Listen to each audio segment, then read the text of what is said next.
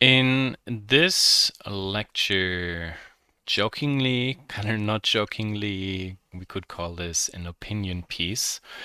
I am giving my take on sketching or visual communication in present and in general. Also, what I'm going to say as a disclaimer, some people in the field, as well as academia, probably might um, disagree with me, maybe for their own particular reasons.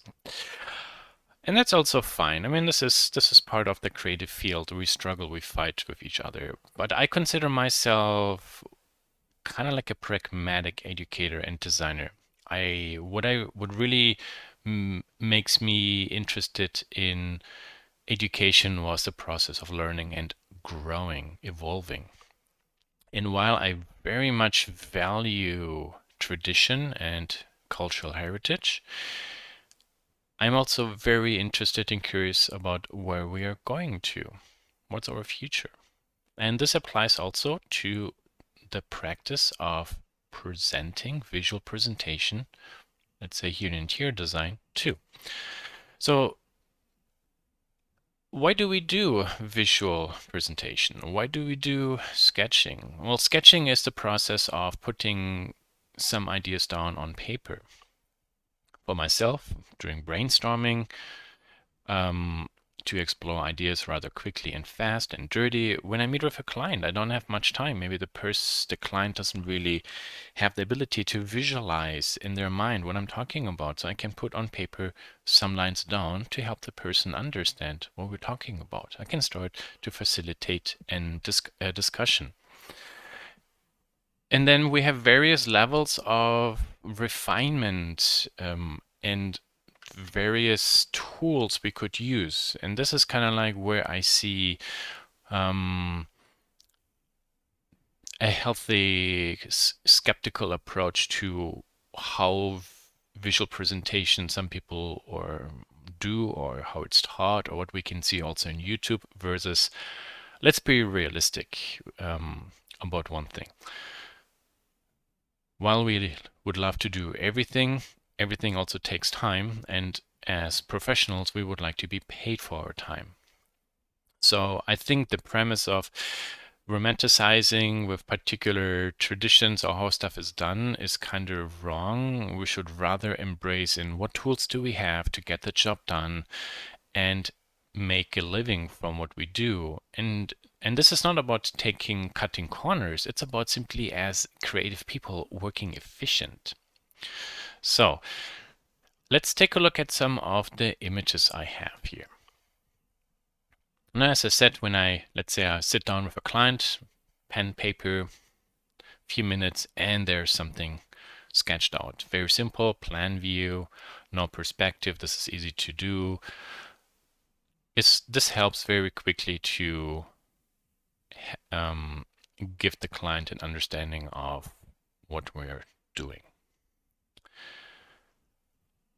But also something as loosely as this can really help giving somebody an impression. Now, if we compare this, very clean and orderly, rather messy, I hope what you start noticing here is I'm less focused on quality or pristine, but more how does what we created help communicating the thoughts, the idea, etc. In this sketch, for example, I can clearly see where are the corner pieces. There's a nightstand, there's a TV, there's a fireplace, there's an ottoman, there's a rug. Yeah, okay, I understand how you want to set up the space, no? Done. Here I can understand it like nice and big. I can even see some of the architectural elements. There are palms actually inside this building. There are some flowers along the windows, etc. This is a very messy drawing, but this is not a problem at all. The quality of the drawing is not really even the focus. What it can quickly illustrate and tell me, that is really what is important. Now, and also here I have, for example, like this illustration of programming, much more cleaned up. oh, this takes a little bit more time, and this is kind of messy, but hey, if we are honest, no, they kind of like work the same. So one thing I hear very often is hand rendering. I want to learn how to do hand rendering. Just also to make you understand, I started learning and studying all this stuff in the 90s. That was also before computer, etc., was really an accessible tool. So I learned literally, particularly during my undergraduate time, many illustration styles in industrial design, in graphic, and in interior design. So it's not that I'm just judging styles. I I learned those myself, and maybe this gives me a little bit also of an insight. Something like this, a nice pencil colored rendering. Looks actually quite nice, no? It's well detailed. This is a more cartoonish illustration. Yeah, it's still okay, but yeah, then it starts actually getting problematic, as you can see. And here, I don't want to hurt the feeling of the person, but as an educator, if I'm really honest, I would say this is a waste of time. The perspective elements are very bad, sharp edges. The student or the person who made this paid a lot of time on rendering the materials. The floor is actually pretty good while out of scale, but the whole perspective quality is just out of whack and destroys it.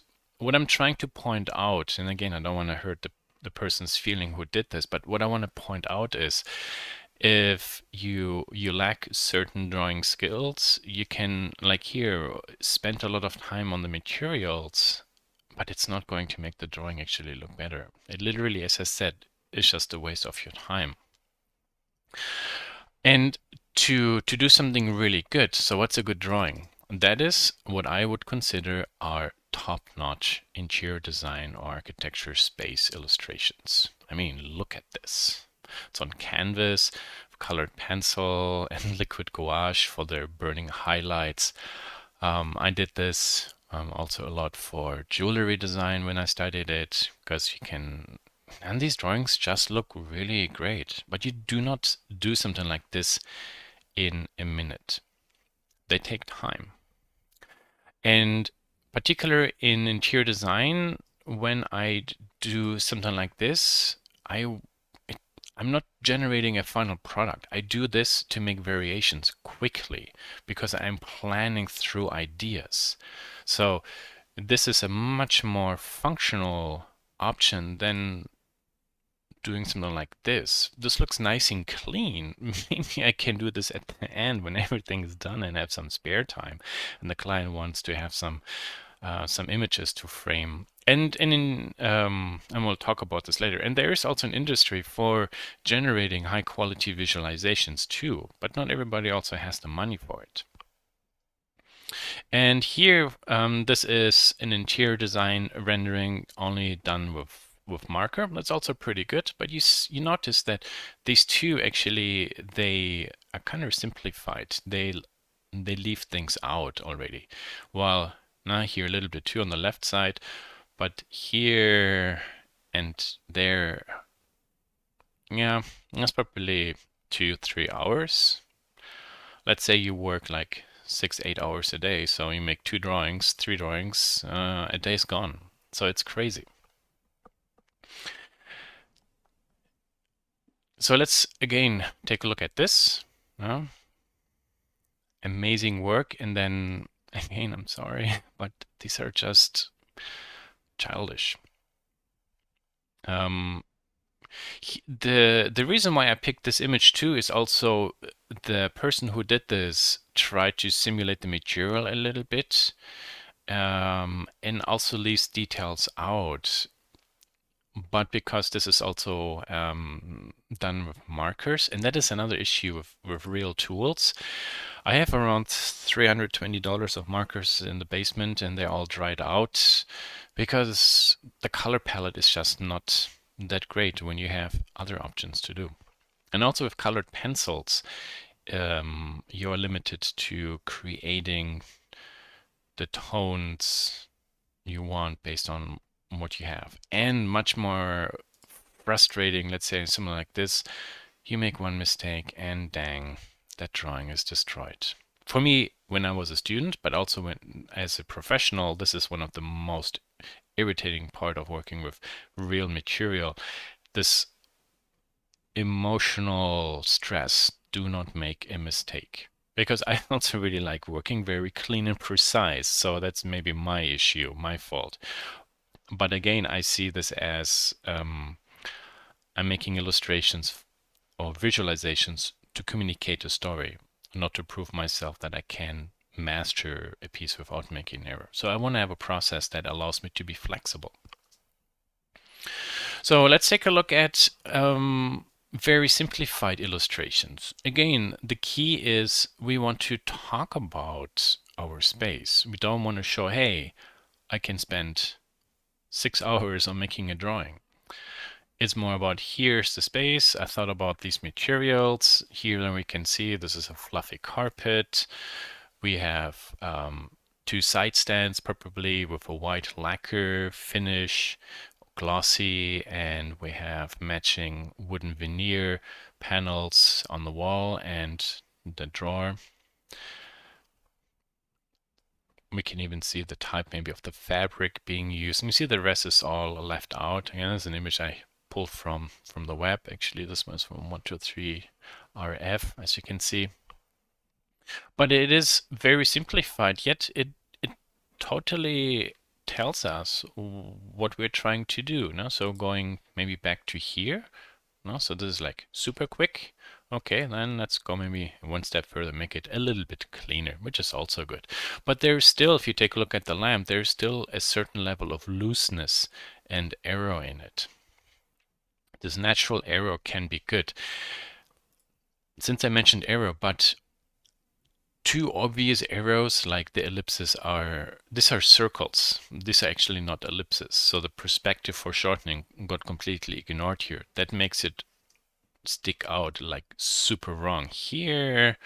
And it's a little bit wonky, but it's okay. Because again, when we just do it fully like this, it doesn't even matter. Okay. I actually picked this one too, simply because it's a really nice scrapbooking. I don't know, scrapbooking is maybe the wrong term, but I like, oh, this looks nice, cute. Materials are cool, on purpose. And then, for example, the color, how this is all put onto it. Yeah, looks nice, this composition. This is actually a really nice, unfortunately, I do not have a full, a better version. But I thought this is a really nice clean elevation view. And then materials are simulated via dots and, for example, here lines for the tiling, etc. A little bit of color, not too much, and then lots of hand annotations, making this a really interesting piece to take a look at. And time-wise, and this might not take too much time. And in terms of having talking points, totally sufficient. I don't need to have it rendered out like this. This works. Also here, to continue this idea of simplicity, again, simplicity here is not cutting corners, but we also have to be honest. Tick-tock, clock is running. We only have a certain amount of time. What can we do to be productive? And it's working smart. It is not working hard. Obviously, for you all as students, you don't want to cut corners. We need to push you through a boot camp like education because you need to learn all these tools. We need to build up that skill set for you. Then later, however, you will work completely different because then you have to make decisions. I have that much time. I can do this. Oh, my client actually has this financial package. He wants to have these beautiful visualizations. Okay, then I can do that. I only have a few minutes before the client comes and I quickly need to put something down. Okay, zip, let's do this. Here's another really nice, very simplified illustration. A little bit clean hand sketch, so looks a little bit too sharp, but with some markers or digital colors on it or here, yeah, that looks pretty good. Now you see a lot of stuff is left out, draws my attention to certain areas. I want to go to here for the moment because since I talked about these things being very crazy, and this is all also about quickly exploring ideas. Because sketching is also a process. You notice that in some of the images I showed, you already saw a progression in quality. So it's not necessarily only a matter of visual quality, it's also a matter of what do I learn through the process. And sometimes working messy allows me to work fast, explore ideas better. And then working clean, well, I settled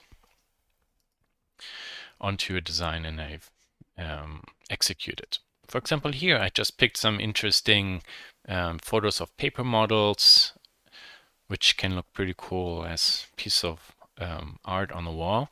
But hey, that could also turn into an idea for an exhibit space or a pavilion design or so. And now here, this is a more refined architectural model. So even also in architecture, for example, they do this. This is a creativity process. Be very loose, explore something. This is more about form, shape. Don't be too concrete. And then we can do something like this. Okay, so we talked about hand sketching all the time. And I made also this point of at the beginning, this being an opinion piece, and I think in some areas, if I'm really quite honest, I think it's taught an outdated way, period. We are 2021. We are not in the 90s anymore. We have computers and all the stuff. We need to rethink how do we present ourselves. Because to me, as an educator, it's also very important to give you tools that make you competitive, not like having the same things other students at other schools have. We would just want to be more up to date. So let's take a look at Photoshop renderings, because this is software based. Here and there. A really good one. Well, actually, we can clearly see that the leather pattern that got selected, somebody overlooked the scale, because this is huge. But the rest is actually pretty good. Here in Photoshop, I used this as an example to show you only because it's done in Photoshop doesn't make it better. This is actually pretty cool. That's good. And this is kind of cliche. I mean, the red and the green, ooh, the green there, my eyes hurt. Complete color failure. So and again, and this is opinion piece. Even while I love computers, I would say actually in 2021, this also is already outdated. It is good to know. For example, where I went to school in Germany, we had 4 years only of design courses. There were no gen eds. All that stuff we don't have in our education system. When you sign up, you just have 4 years of the area you want to study. Here in the US, with the bachelor's degree, you have essentially 2 years because you need to do all the gen ed stuff, etc. So it eats into your time. So my problem as an educator is also what is really the most important tool for you now to use that gets you really a lot of mileage in the upcoming years. So knowing Photoshop for this stuff is kind of okay, but it's still, this process takes time, also in Photoshop.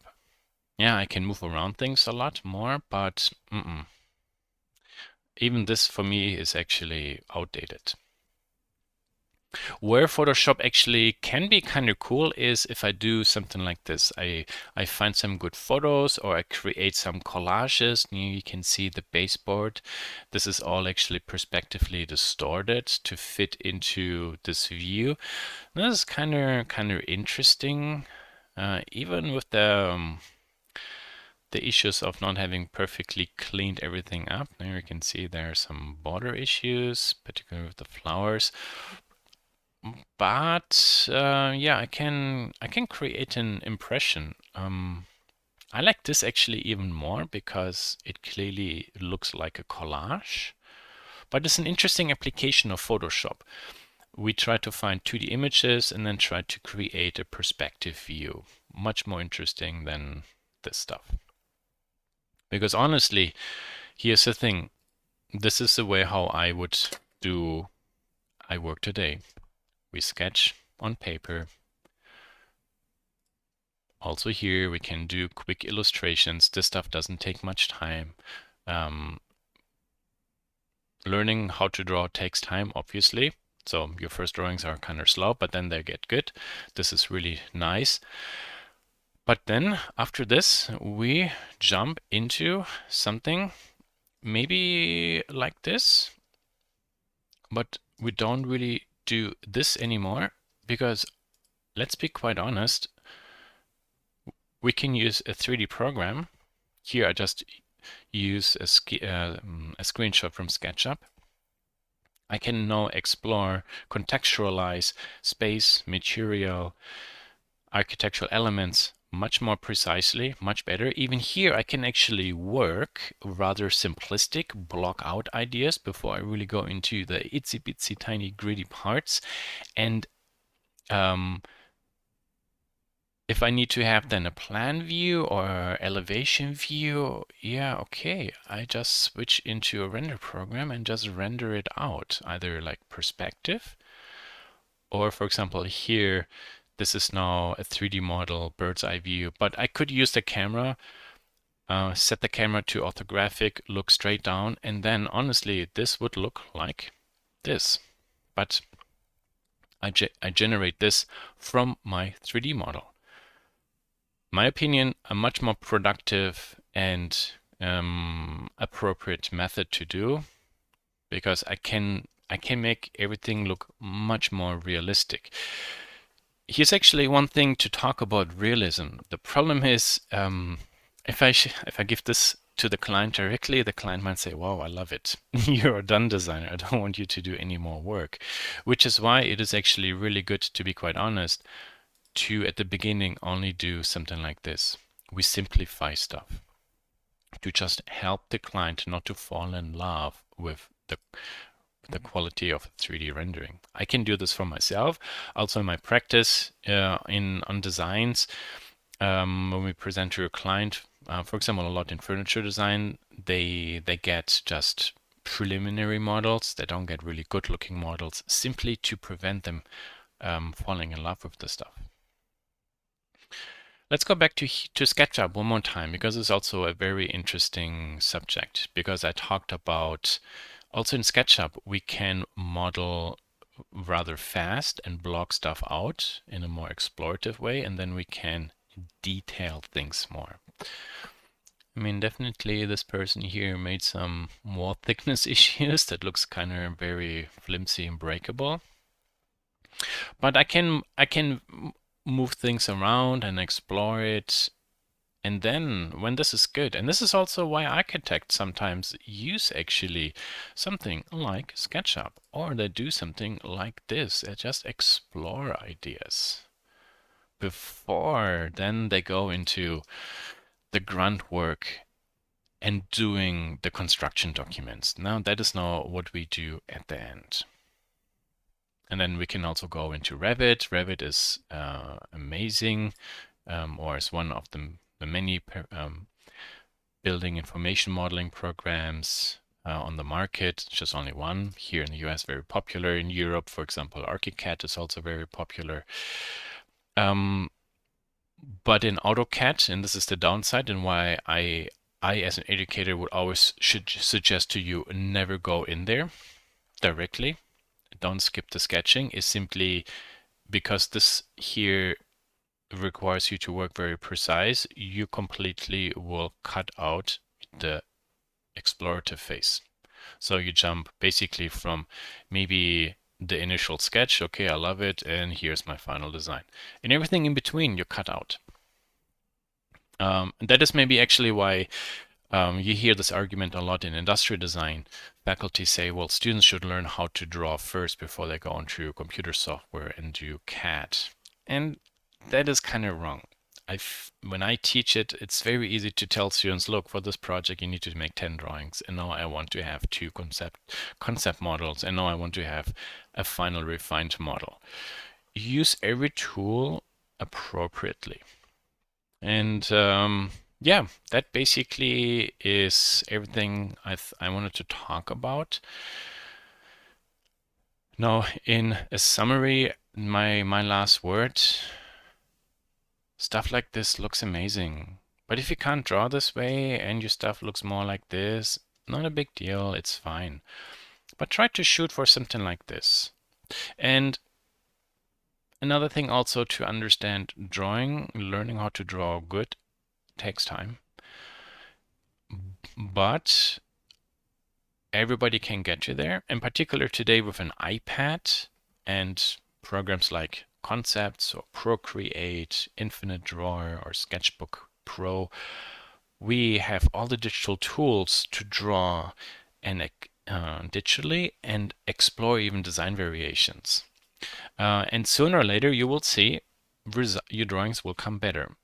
So when you start drawing and the stuff isn't good, the biggest mistake you can do is give up, because then, well, you're not allowing yourself to get good. So this fear simply overcome. It will take time from, I'm using extreme examples, coming from here to something like this. This is just really a journey, and that's not a journey of 2 weeks. It's maybe a journey of 2, 3, 4 years. It just takes time, but then you can get to there. And another thing also, really, that's my last comment. Keep in mind that while you learn this stuff, it takes you time, but once you're good at it, you will be faster at it. Meaning, once you leave the school, then you have the school and the tool set, but also the speed how to do it. And that's it.